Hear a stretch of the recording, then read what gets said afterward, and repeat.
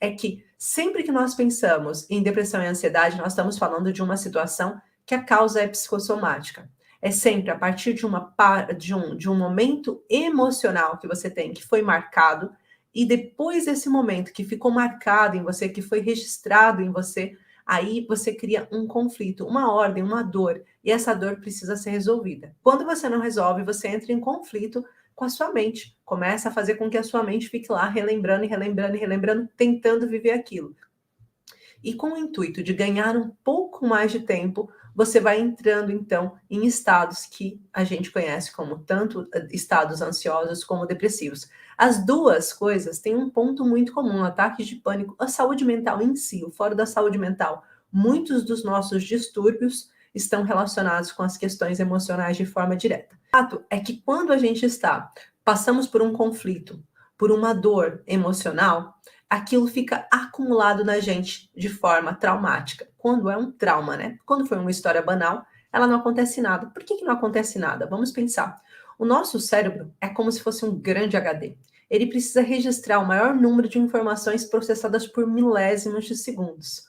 Só que, para ele guardar toda a informação, desde o primeiro dia da sua vida, enquanto você ainda era um embrião, lá dentro do útero da sua mãe, quando começou o seu processo de mente a ser formado, né? O seu cérebro passou a ser formado a partir da 4ª semana. Se ele, a partir daí, ele começar a criar consciência de tudo que você faz, o nosso cérebro não teria capacidade de armazenar todos esses dados. Então, o que ele faz? Sabiamente, nós temos uma função de auto-reset, uma função que faz deletar tudo que não é importante, tudo que, bem, isso não significa nada, então eu deleto. Automaticamente, se eu vou deletar tudo que não é importante, o meu cérebro precisa guardar o que é importante para que eu possa ter outras experiências parecidas ou evitar experiências parecidas. A esses eventos nós chamamos o sentimento que é formado, ou seja, a emoção é aquilo que você vivenciou e o sentimento é aquilo que é guardado em forma de pensamento pelo seu cérebro. É o que é retido pelo seu cérebro. Então, se eu for pensar, por exemplo, no seu dia de hoje, o que você fez logo de manhã quando você acordou, para além de abrir os olhos, tá, mulherão? Não vamos brincar, não vamos dizer abrir os olhos, claro, mas para além de abrir os olhos, se eu perguntar qual foi a sua rotina, se a sua rotina todos os dias é igual, você vai conseguir recordar porque a sua rotina é todos os dias igual. Mas se você tem alguma coisinha, se eu perguntar assim, você escovou os dentes que horas? Aí você vai falar, Gi, eu não olhei, não prestei atenção, sei que foi logo depois que eu acordei.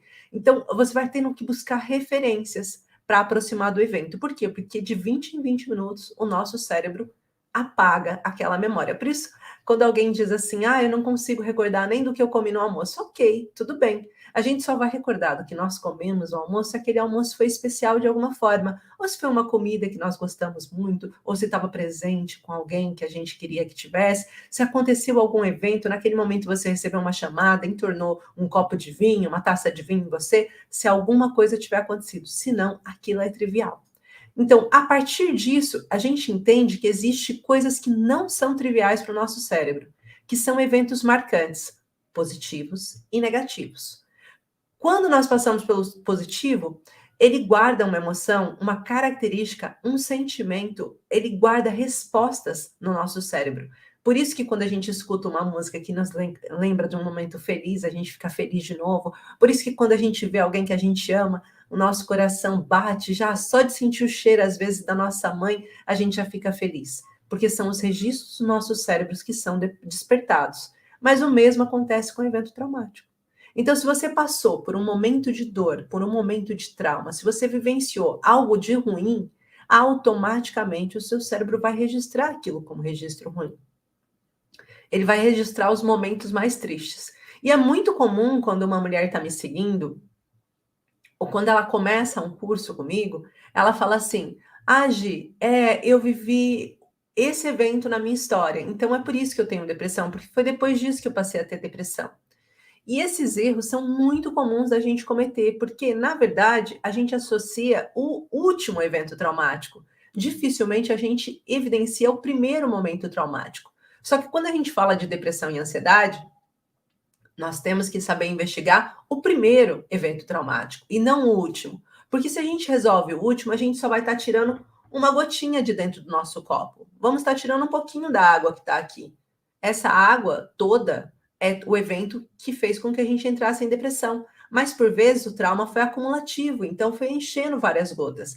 E por último, aconteceu do seu pai falecer, por último aconteceu de você ser traída, por último aconteceu de você perder o emprego, então você foca sempre no último. E isso faz com que a gente atrase o nosso processo de superação.